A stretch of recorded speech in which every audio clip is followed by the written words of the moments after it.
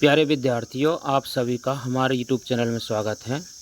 आइए आज पाठ पढ़ते हैं, पाठ 2 गोल। इस पाठ का नाम पढ़कर आपके मन में कुछ गोल वस्तुओं के नाम या चित्र उभरे होंगे। गोल गेंद, गोल रोटी, गोल चंद्रमा आदि। लेकिन यह पाठ एक विशेष प्रकार के गोल और उसे करने वाले के बारे में है।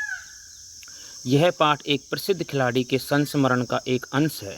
आइए इसे पढ़ते हैं और जानते हैं कि कौन थे वे प्रसिद्ध खिलाड़ी।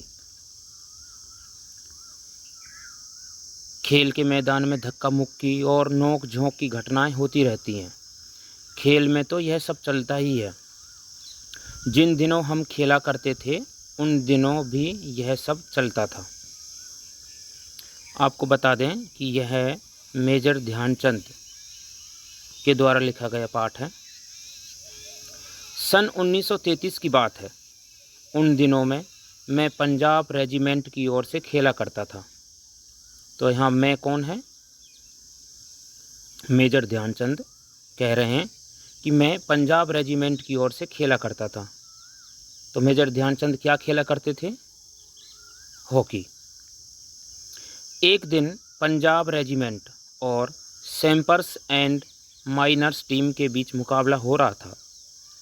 माइनर्स टीम के खिलाड़ी मुझसे गेंद छीनने की कोशिश करते, लेकिन उनकी हर कोशिश बेकार जाती।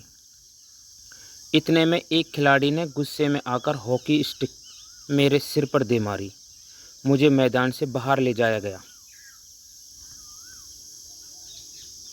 थोड़ी देर बाद मैं पट्टी बांधकर फिर मैदान में आ पहुंचा।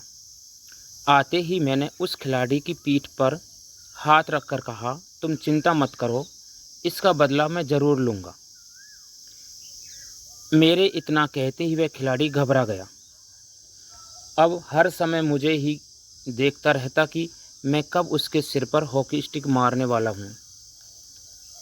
मैंने एक के बाद एक झटपट 6 गोल कर दिए। खेल ख़त्म होने के बाद मैंने फिर उस खिलाड़ी की पीठ थपथपाई और कहा, दोस्त, खेल में इतना गुस्सा अच्छा नहीं। मैंने तो अपना बदला ले ही लिया है। अगर तुम मुझे हॉकी नहीं मारते तो शायद मैं तुम्हें 2 ही गोल से हराता। वह खिलाड़ी सचमुच बड़ा शर्मिंदा हुआ। तो देखा आपने मेरा बदला लेने का ढंग। सच मानो, बुरा काम करने वाला आदमी हर समय इस बात से डरता रहता है कि उसके साथ भी बुराई की जाएगी। आज मैं जहाँ भी जाता हूँ बच्चे व बूढ़े मुझे घेर लेते हैं और मुझसे मेरी सफलता का राज जानना चाहते हैं। मेरे पास सफलता का कोई गुरु मंत्र तो है नहीं। हर किसी से यही कहता कि लगन, साधना और खेल भावना ही सफलता के सबसे बड़े मंत्र हैं।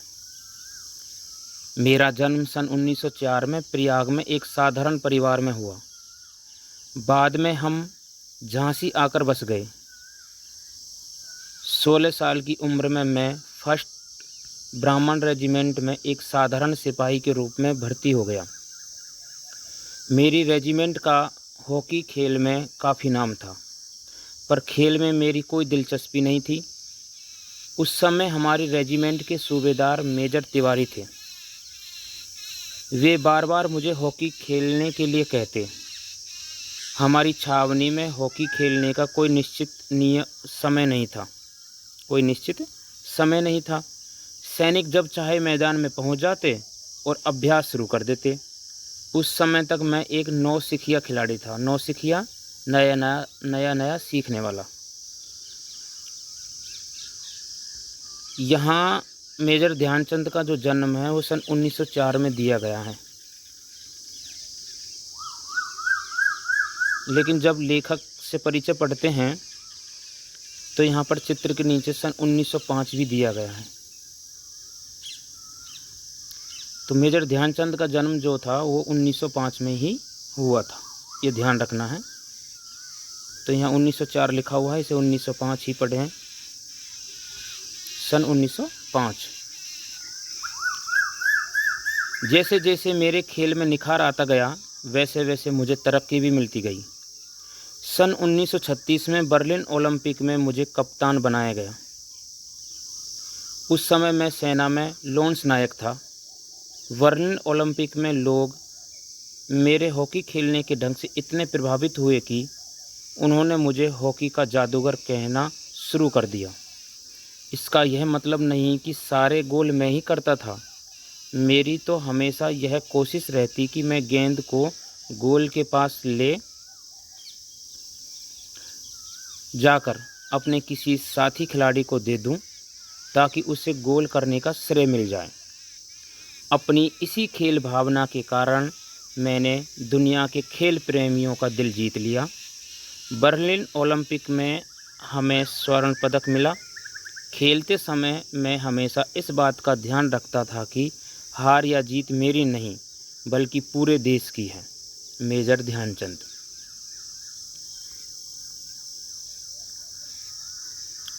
लेखक से परिचय।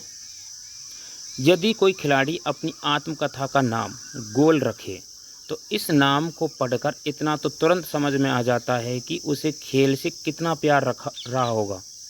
जी हाँ, वे अमर खिलाड़ी हैं, हॉकी के जादूगर कहे जाने वाले मेजर ध्यानचंद। इतने महान कि भारत उनके जन्मदिन को राष्ट्रीय खेल दिवस के रूप में मनाता है, जिससे लाखों भारतवासी उनके जीवन से प्रेरणा ले सकें। इतने महान खिलाड़ी की भारत का सर्वोच्च खेल पुरस्कार खेल रत्न उनके नाम पर दिया जाता है। तो आप कमेंट बॉक्स में उत्तर दें कि राष्ट्रीय खेल दिवस कब मनाया जाता है। ध्यान रखें कि मेजर ध्यानचंद का जन्म सन 1905 में हुआ था। आप एक बार चेक भी कर लें कि किताब में 1904 दिया हुआ है पाठ के अंदर, और यहाँ पर लेखक से परिचय में 1905 दिया गया है, जबकि मेजर ध्यानचंद का जन्म सन 1905 में ही हुआ था। धन्यवाद।